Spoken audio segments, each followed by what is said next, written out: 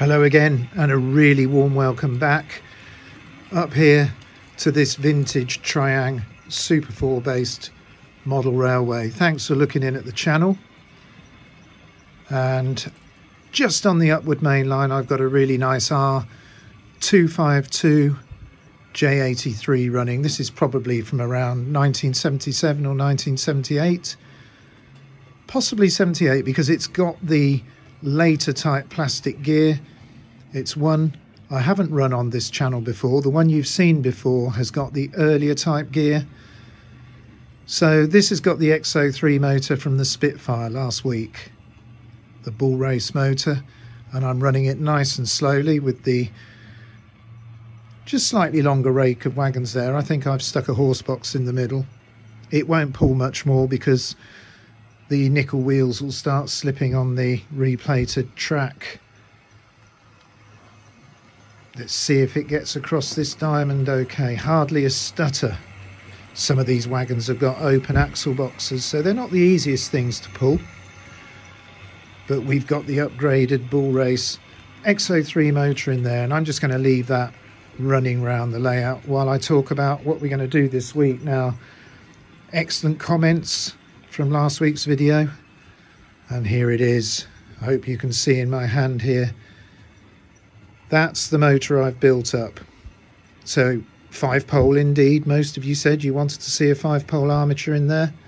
I've treated it to a new worm, and we've got 2 bull racers in that. So that's more or less the evolution of my modified X04 project. So there it is. And imagine if Triang had made these motors. Would have been a bit more expensive, but a little smoother, a little more powerful. Just an option maybe. Would have been great to have seen some models offered with a 5-pole option for a little bit more money. But anyway, let's look at this. I'm really enjoying running this little loco round. It isn't that much quieter than the original motor, but it's so much smoother. Okay, well, we wanted to do a comparison, so I've just imagined I've equipped myself with the old flux capacitor and gone to my model shop and said, I need a couple of locos to do a comparison with. What have you got on the shelf? And they'd come back and say, perhaps these two. A couple of R.259Ss, a year apart. So we've got different prices on there, one at 87 and twopence, I think, and the bottom one says 99 and 11, but they're all pre-decimal and very much vintage Triang Hornby. So let's just put these boxes down. You won't get much more as new as a pair of models like this. I've not run them on the railway before. The Britannia and the Iron Duke I've shown before are all models I've got that are unboxed. Now then, I just want to point out these are not sealed in box, never run. I do believe they've both had a little bit of track time, but as near to virtually new as we can get. So what a great comparison it will be using these two near identical locos. One of them's going to benefit from the upgraded motor, and then I'm going to run 4 coaches of equal weight behind each loco, and we'll get an idea of whether the upgraded motor does indeed give a little bit more smooth running, flexibility. I don't know. I think I'll get these on the bench and we'll take a quick look inside them, because it'll be lovely to see the original motors. So I'll leave that little J83 on in the background to keep me company, and we'll get the bodies off these 2 Britannias and see what they look like inside. Okay, well, the bench is quite busy at the moment. If I just show you around, you can see quite a lot of rolling stock and locos and other things sort of around that have been on the layout recently or I've not put away. But here we are. Here are the 2 Britannias. Now, firstly, I must make a correction. It obviously looks like I have run this one, the 1969 model, because I can see a little bit of white grease. So at some point I must have either had this on the rolling road or the layout. So I'll have to look through my archive. Maybe I ran this when I ran the Iron Duke, but it's got a lovely X04 in there. Smoke generator looks really clean. I don't think it's had smoke oil in it. And let's take a look inside the body shell. Now, just don't want to drop the little screw. Oh, I've taken it out, but very clean inside. If I just, you can perhaps see R.259 there, lots of matte black paint and beautiful. Look at that little whistle. Let's just turn it round and look at that. Lovely little brass whistle there. A beautiful moulding and in very quite, well, lovely condition, isn't it, really? Very crisp. So that's the model that's possibly been used by me before, but this one, now I'm looking at it, I've never done anything with this one. There's no grease on it. The wheels are feeling a little bit stiff. It has been on the track. You can see there's a little ring of wear on the main driving wheels, but it's not been run too much. So I think this is the one I'm going to put the modified motor in. I'm going to leave the gears for the smoke box in place. I'm going to leave them both identical in sort of chassis construction. So we'll have the modified motor in here, and because it's got grease and stuff on it, we'll leave that one. Now, I did find in one of the models, one's got no paperwork, but one's got this R.259S, and it's a mid-1969 year. And look, it's still got this, which is really quite nice, isn't it? The driver and the fireman, a little bit of rust on the staple, but a nice thing to keep in the box. Now, just over there, there's 4 LMS type coaches and 4 blood and custard type coaches, all with silver seal wheels. So we'll get those behind the Britannias on the layout and we'll see how they perform. Now, I've done quite a bit of workbench stuff recently, so I think I'll just quickly look at these, swap the motor over, and we'll come back when I've got them on the main lines. Okay, well, I've got them on the layout. Now, I haven't put the body shells on just yet, going to in a minute, but the original unmolested Triang Hornby model has got the blood and custard coaches, and the upgraded X04 version has got these crimson LMS type coaches with the silver roofs. Now, what I thought I'd do initially is just sort of see how each one moves off, and that's why I've left the body off, because it'll be quite interesting. Now, I'm going to move the downward line, so that's the original model off with the 3-pole motor, and I'm putting a bit of power on, but I can't get a much slower movement than that. It's quite nice now, it's rolling, but it just took a couple of twists of the controller to get it moving, and that's actually stalled on the diamond there. Now, that could be just because I haven't cleaned the wheels. Let's just reverse this. Yeah, it could be that I haven't quite cleaned the wheels enough. So we'll try again. So I'm going for a slow move off, and you can see the armature trying to rotate, and then, yeah, we've got a slow movement here.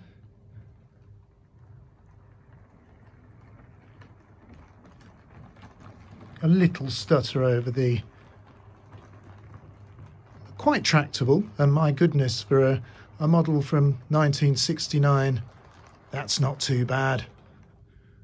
Okay, now we'll get to the modified Loco, and I'm just going to put the power in nice and slowly. Oh yeah, much smoother start on. You can see the armature just revolving very slowly there. The 5 poles really helping for a slow, smooth start. Let's just reverse this slightly. Just putting the power in now. Yeah, the starting at very slow speeds is much improved with this weight of coaches, and it is a little quieter. So let's just go back, forwards now. I can just feed the power in and out to get a really smooth start, slightly, definitely better than the standard Loco. And I'd say a little quieter.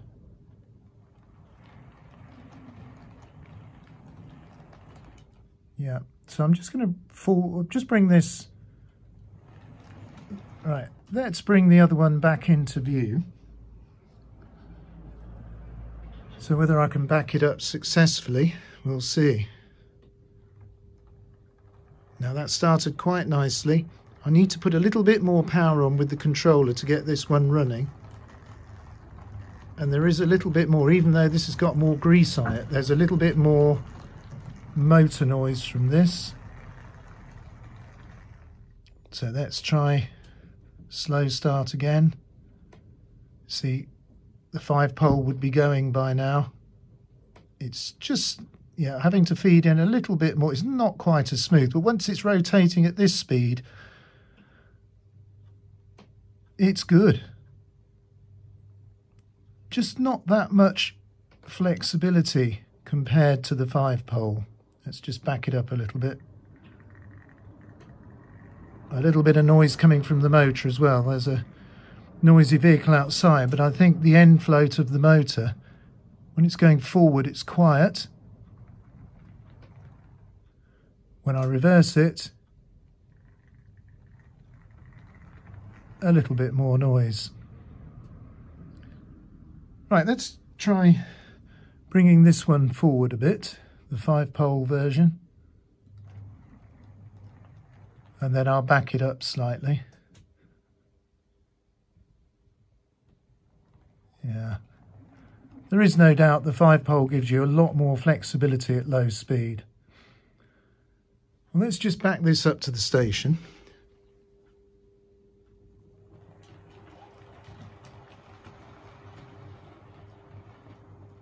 And then I'll bring the 3-pole original. See, quite a nice start. Once you just have to feed in a bit more power.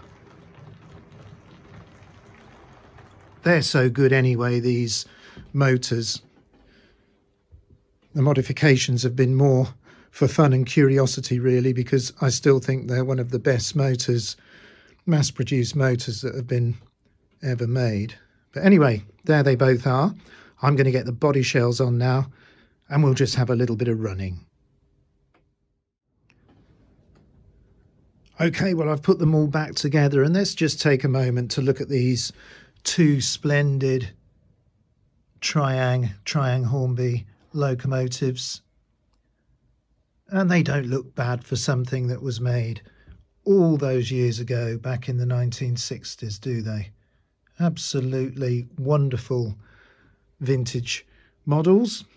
So, which shall I start first? Well, I think I'm going to run the original Triang one. That's on the downward line, so let's see if I can, I know it's on a curve here, but let's see how I can move it away.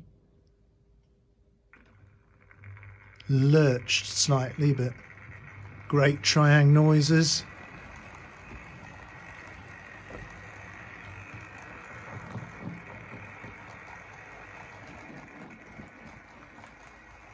Made it over both those diamonds, so I'm just going to put a little bit more power in.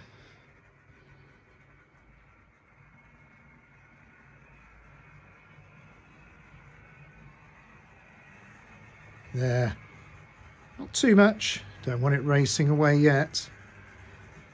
That's quite a nice speed. A little bit of noise, but not too bad. Now, one mistake I've made, so I'm not going to do current readings today, I'll probably look at them another time, is I can't remember whether I've disconnected the coils, the heating coils in the smoke unit. I think I might have done in this one because it's only drawing 0.336 of an amp, which isn't too bad. Okay, let's have a look at the 5-pole one. I'm just going to move that away. There's a lot smoother in the moving away department.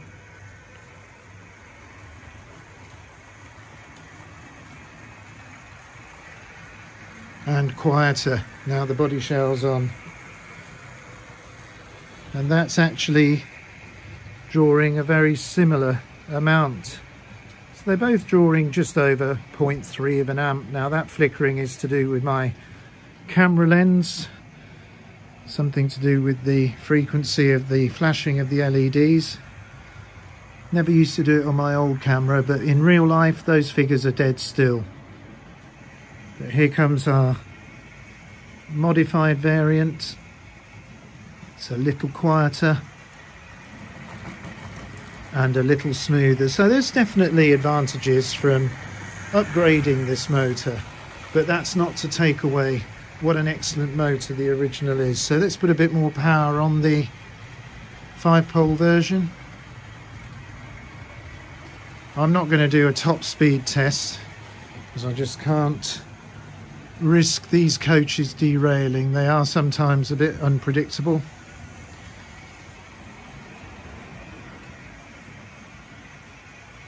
I think in reality the 5-pole motor is probably not quite as fast as the original 3-pole,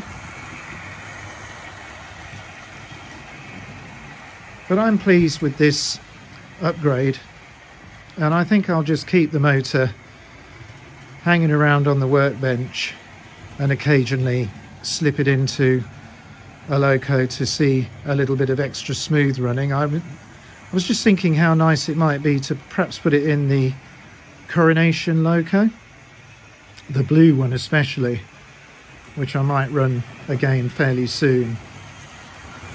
And I also really enjoyed your comments, especially about fitting it into the little 040s or smaller locos. So from time to time, I'm not going to leave it permanently fitted to a loco. From time to time I'm going to bring it out and just see how it goes in lots of other Triang models. Now this is slightly noisier. It's funny really, isn't it, because this is the one that's got grease on the gears, but there's a little more noise from the stock motor compared to the bull race motor. So I guess you could call it a worthwhile upgrade. It quietens down the X04, and with the 5-pole armature it certainly makes it a very smooth and tractable unit with lots of low speed flexibility, which quite often in model railways is where you want it. It's really nice to be able to practice doing some scale starts, slow speed running, and in all those departments the 5-pole motor really does give you quite a bit of advantage. Well, I hope you've enjoyed seeing this video. I'm sorry if it's not the locos you wanted to see running today, but like I say, rest assured I'm going to keep these 2 upgraded motors on the bench, so now and then I can try them in different locos, and then gradually hopefully I'll cover all the ones you suggested in last week's comments. But right now I'm going to enjoy running these 2 passenger locos before I go back downstairs and clock into the workshop and put in a few hours work for the day. I forgot to mention it is early-ish morning. So what I'm going to do now is just reduce the speed on these locos a touch and try and capture them from slightly different angles. So thanks for watching the video today, and for now I'll say goodbye.